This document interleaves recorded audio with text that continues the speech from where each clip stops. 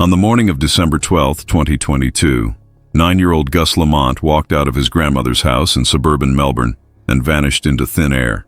Security cameras tracked him for exactly 4 blocks. And then, nothing. For 11 days, Australia held its breath. What happened during those missing hours would become one of the most discussed child recovery cases in the country's recent history.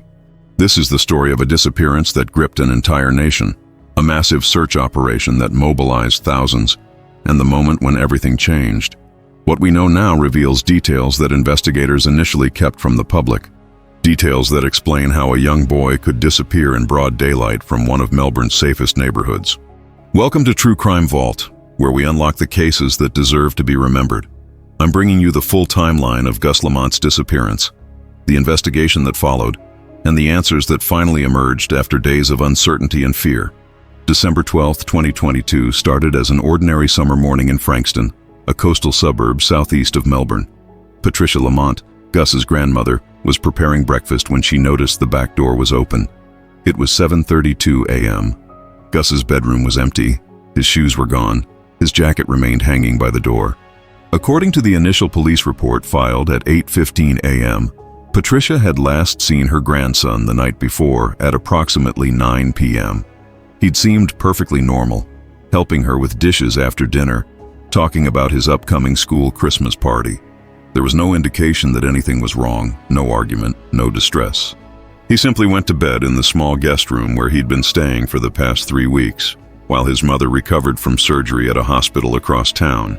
Patricia called Gus's mother, Emma Lamont, at 7:45 a.m. Then she called the police.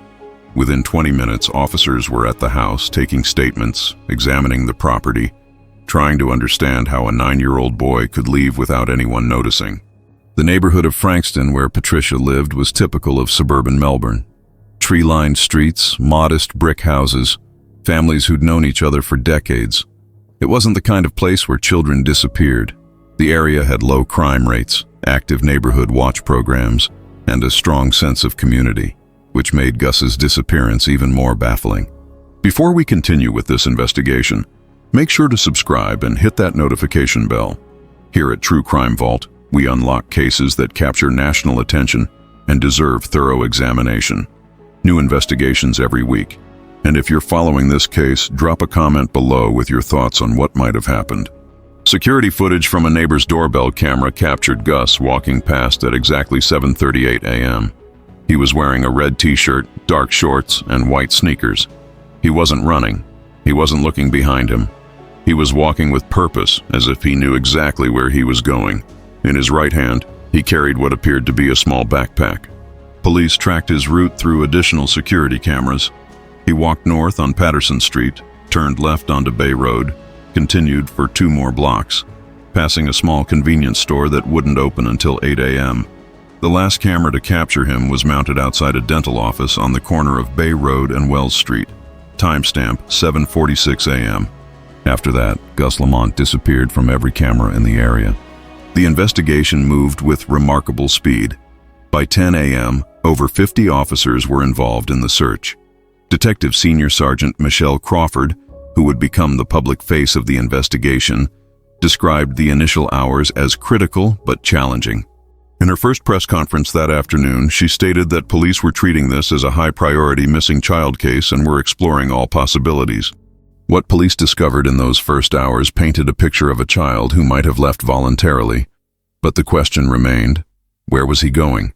Why would a 9-year-old leave his grandmother's house alone at 7:30 in the morning without telling anyone?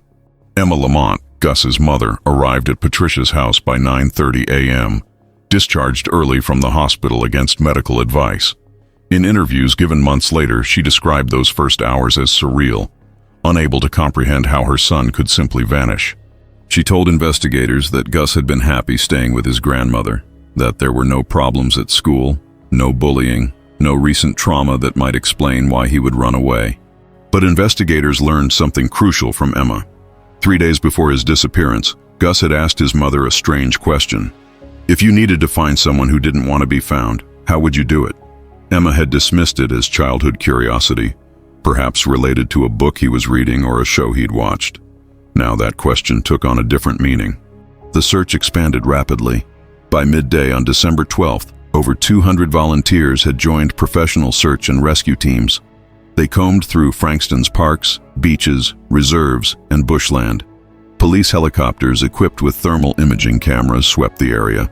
Dive teams were placed on standby in case they needed to search local waterways. Every hour that passed increased the urgency. Detective Crawford made a public appeal at 4 p.m. that first day. Standing beside Emma Lamont, who could barely speak through her tears, Crawford addressed the cameras directly. "Gus, if you can hear this, you're not in trouble. We just want you to come home. Your mom loves you and everyone is worried about you." The media coverage was immediate and intense. Gus's face appeared on every news channel in Australia. His story trended on social media. Tips began flooding the police hotline, dozens in the first hour, hundreds by nightfall. Each one had to be investigated, verified, followed up. Most led nowhere. Among the early tips, one stood out. A woman called in reporting that she'd seen a boy matching Gus's description getting into a vehicle near the Wells Street intersection around 8 a.m. on December 12th. She couldn't describe the vehicle clearly, only that it was dark-colored, possibly an SUV or van. She hadn't thought much of it at the time, assumed it was a parent picking up a child. But after seeing the news, she wondered if it might be relevant. This tip changed the direction of the investigation. If Gus had gotten into a vehicle, the case became significantly more serious. Police began reviewing traffic camera footage from every major road leaving Frankston. They issued alerts to neighboring jurisdictions. The possibility of abduction, which police had been considering but not emphasizing publicly, now moved to the forefront. What investigators didn't reveal to the public at this stage was that they'd found something in Gus's room at his grandmother's house. Hidden beneath his mattress was a hand-drawn map. It showed streets, landmarks, and a route marked in red pencil. The destination, circled multiple times, was labeled simply, Dad. Gus's father, Gus Lamont, had separated from Emma 2 years earlier.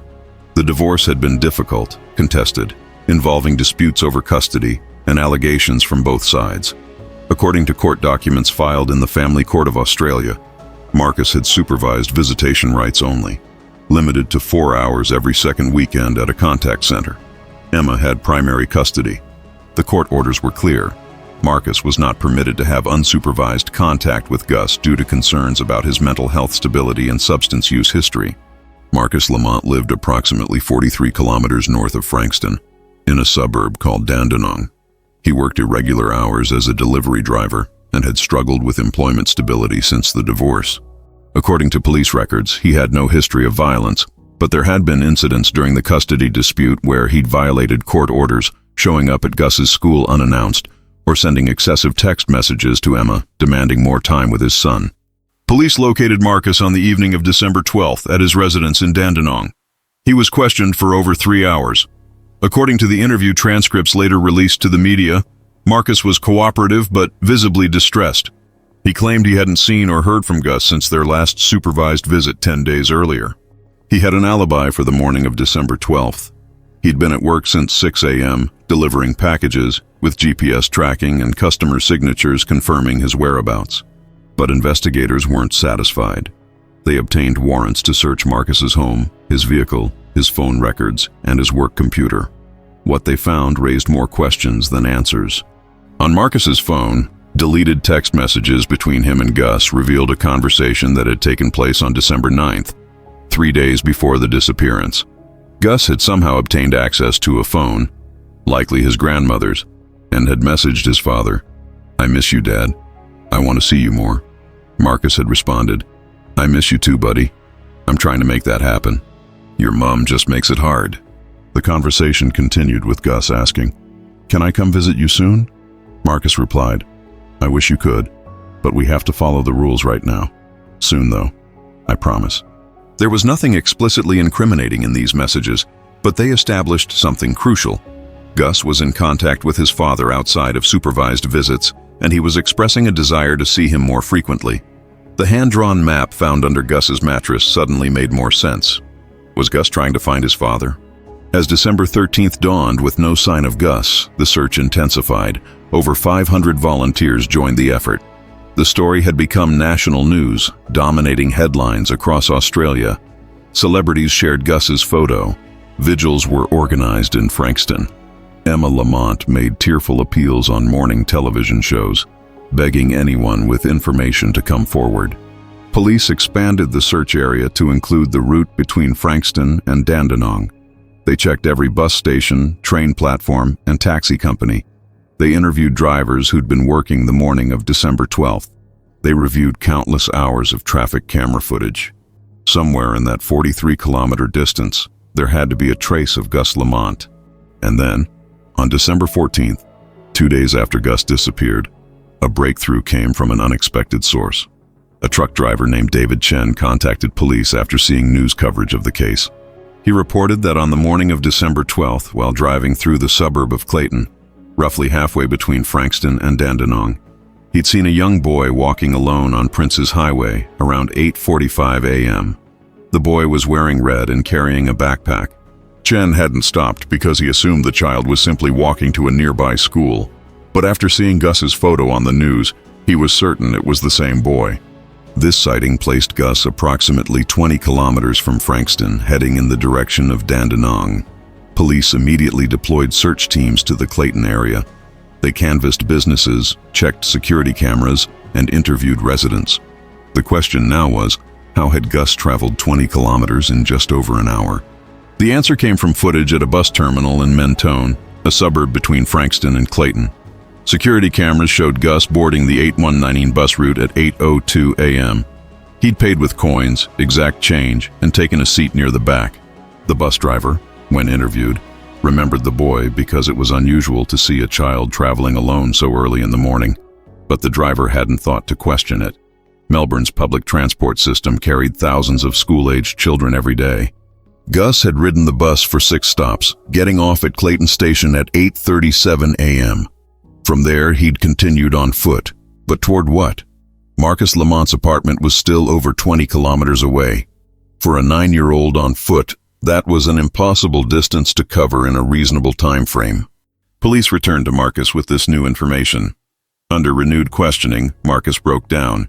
He admitted that he'd been in contact with Gus more frequently than he'd initially disclosed, using a messaging app on his son's grandmother's tablet when she wasn't paying attention.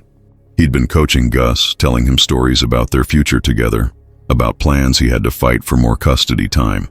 But Marcus insisted he had not arranged for Gus to run away, had not picked him up, had not facilitated the disappearance in any way. Investigators believed him, partially. The GPS data from Marcus's work vehicle was conclusive. He'd been nowhere near Frankston, Mentone, or Clayton on the morning of December 12th.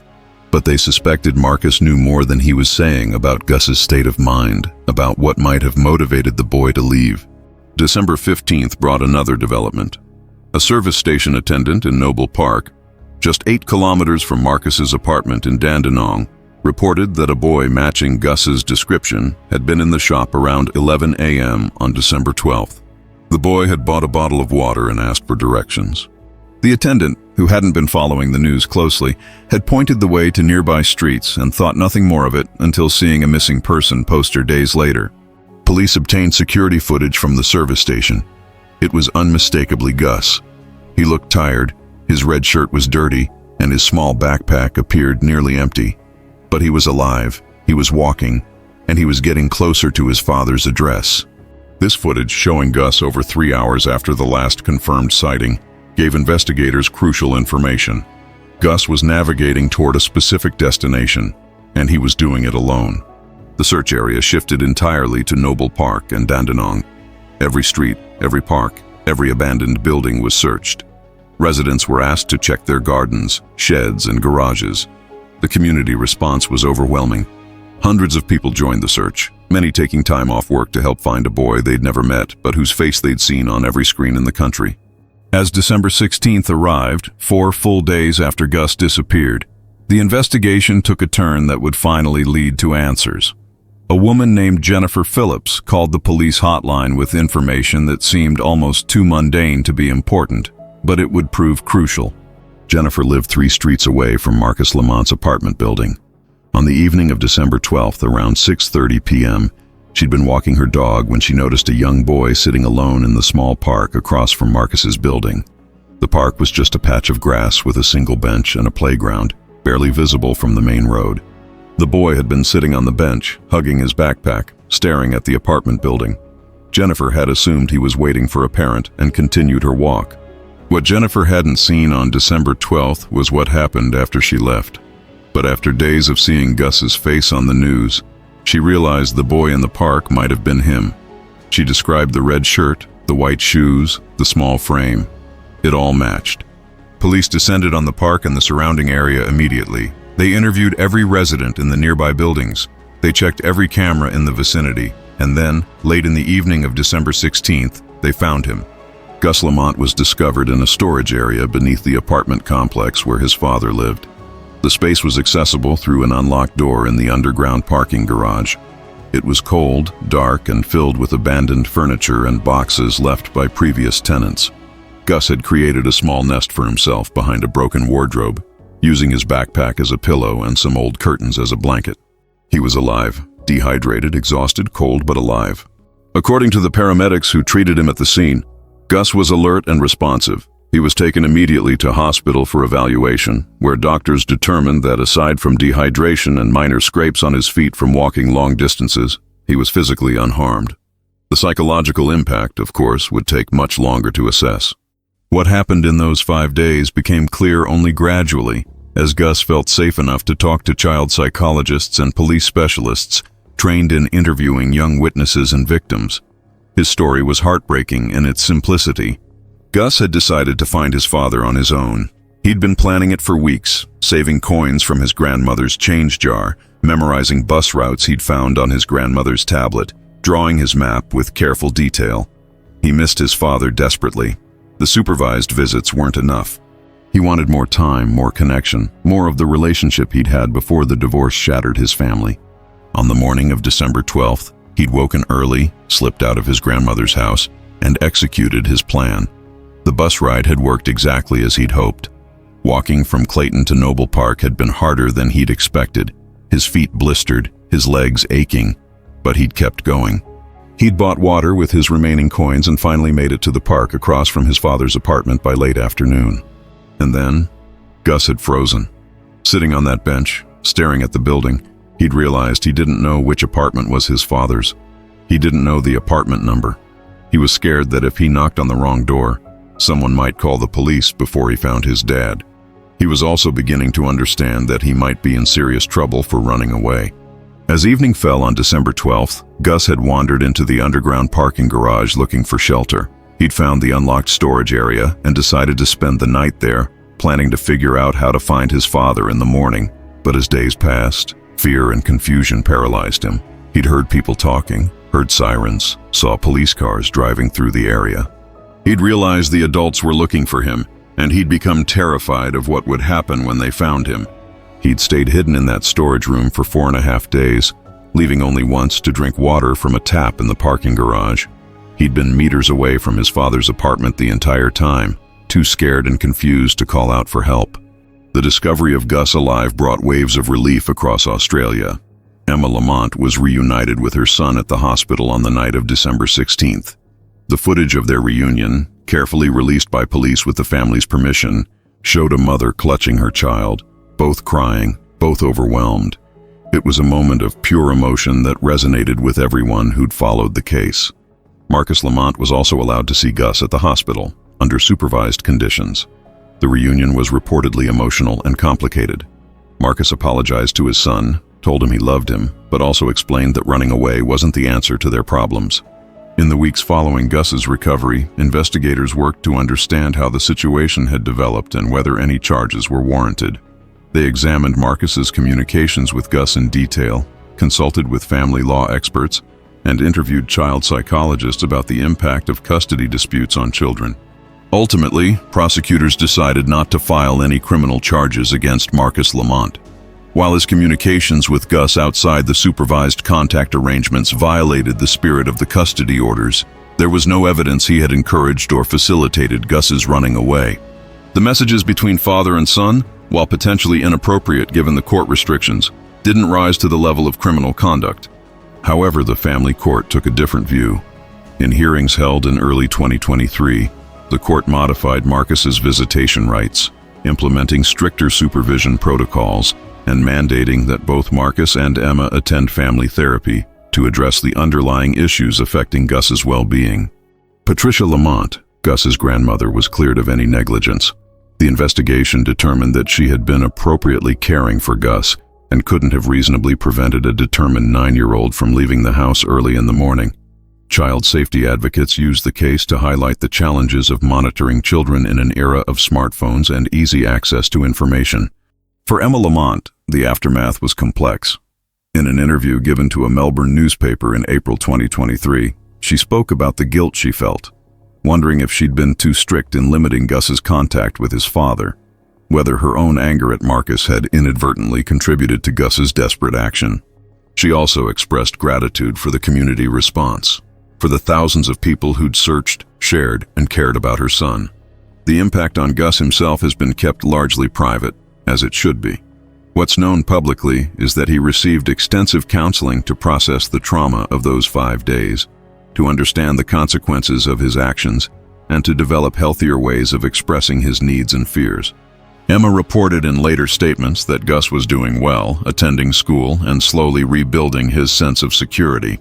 The case sparked broader conversations in Australia about the impact of custody disputes on children, about the support systems available to families navigating divorce, and about how the court system balances parental rights with child welfare. Family law experts pointed to the Lamont case as an example of how children become collateral damage in adult conflicts, how a 9-year-old boy felt he had no option but to risk everything to maintain a relationship with his father.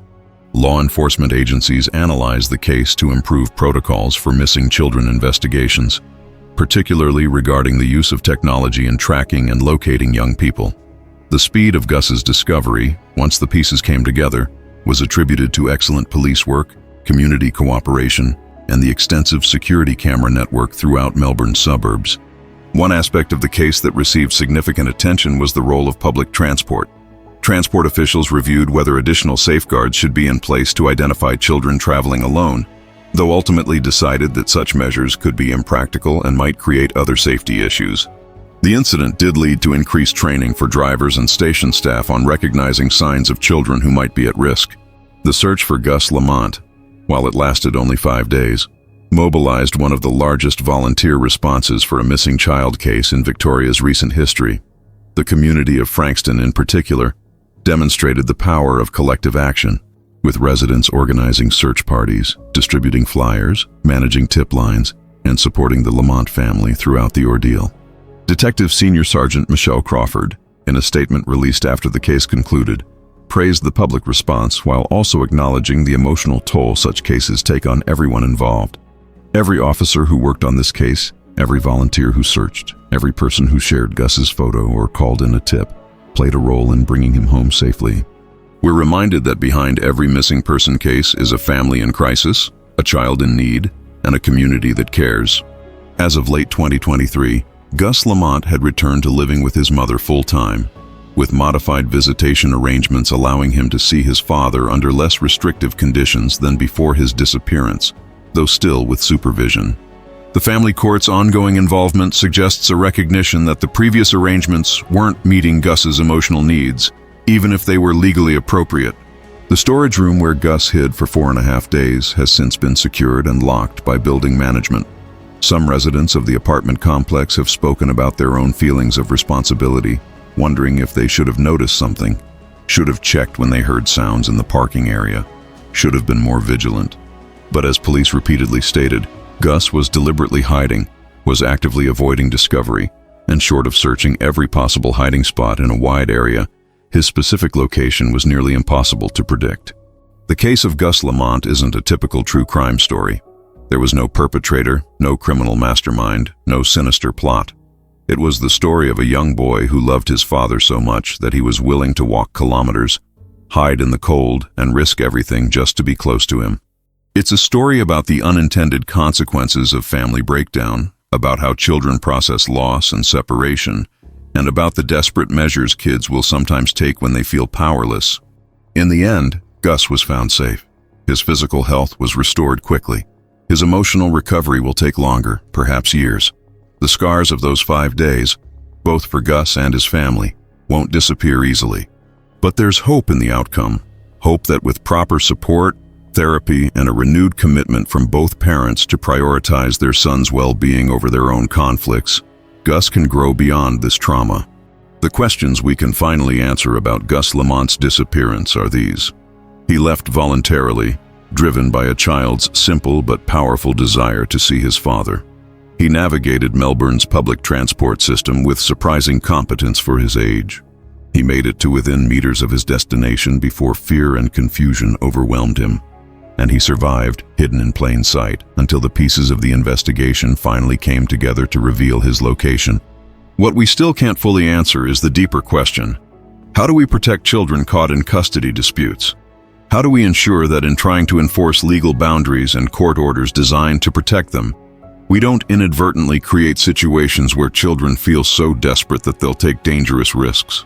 These are questions that extend far beyond the Lamont family. Questions that affect thousands of families across Australia and around the world. If you've been following this case, if you've been invested in the search for Gus Lamont and wondering about the details that have emerged since his recovery, I hope this investigation has provided the answers you were looking for. This isn't just a story about a missing boy. It's a story about family, about love complicated by conflict, about a child's innocence colliding with adult problems he couldn't possibly understand. If you found this deep dive into the Gus Lamont case informative and thought-provoking, please consider subscribing to True Crime Vault.